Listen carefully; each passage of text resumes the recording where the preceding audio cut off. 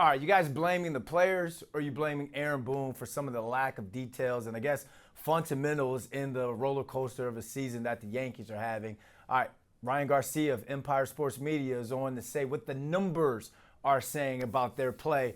Ryan, thanks for hopping on, man. I feel like Volpe and the lack of fundamentals is something I see on my social media all the time. So let's start with Anthony Volpe. 16 home runs. That's tied for fourth most by a shortstop, but he also has 16 errors, and that's the most in the majors. To go even deeper, 6 home runs to 5 errors in the last 11 games. So what do the numbers say about Anthony Volpe's production this season?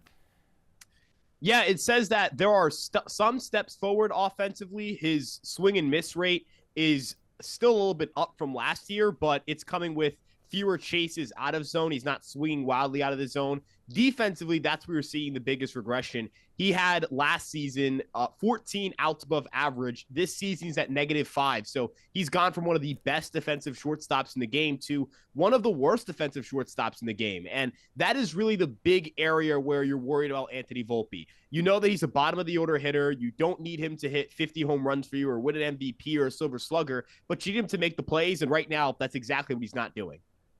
Yes or no, does Anthony Volpe need to be benched? I think the Yankees need to bring in a backup shortstop or have a backup shortstop that can give Volpe some days off, and maybe in the offseason you revisit the shortstop conversation. All right, let's talk about Devin Williams. He's allowed a run in 4 of his last 6 outings since the All-Star break. His ERA is now sitting at 5.01 on the season. Was this man worth the trade up to this point? Well, look, the Brewers got infielder Caleb Durbin, and he's been awesome for them. And considering the Yankees had an infield need, it'd be nice to have a cheap infielder in Durbin. And look, Devin Williams hasn't been the guy he was supposed to be. His stats are worse across the board. He's striking out fewer batters. He's allowing more home runs. His ERA is way worse, but I think given the Yankees bullpen issues, having Devin Williams, you'd rather have him than not have him. This bullpen is in flames, and while he's struggled as of late, he was a big part of their surge in June, and I think he'll ultimately remain the closer for this team.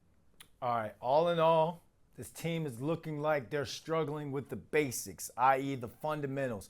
When you look at social media, the fans are blaming Aaron Boone. I blame the players because they got to step up. There has to be some sort of accountability there. Who do you point the fingers at for, I guess, the inconsistent play with the basics of baseball, i.e. Austin Wells? Yeah, I would agree that that falls on the players. Look, you're going to point to the manager. You're going to look top down whenever there's blame or you're assigning blame. But at the end of the day, the players are the ones making the mistakes, and they're the ones who I think should get that first kind of, hey, why did that happen? Why did you have that gaffe? The manager can only do so much. I think it's fair to ask why the constant over the last few years has been the manager and why the mistakes keep piling. But I also think that when you watch baseball or you watch other teams play, you see some very, very ugly baseball as well. So I would start with the players there. I wouldn't start with the manager, but I understand why the manager gets blamed there. Real quick, yes or no, and your quick why, do the Yankees make the playoffs this year?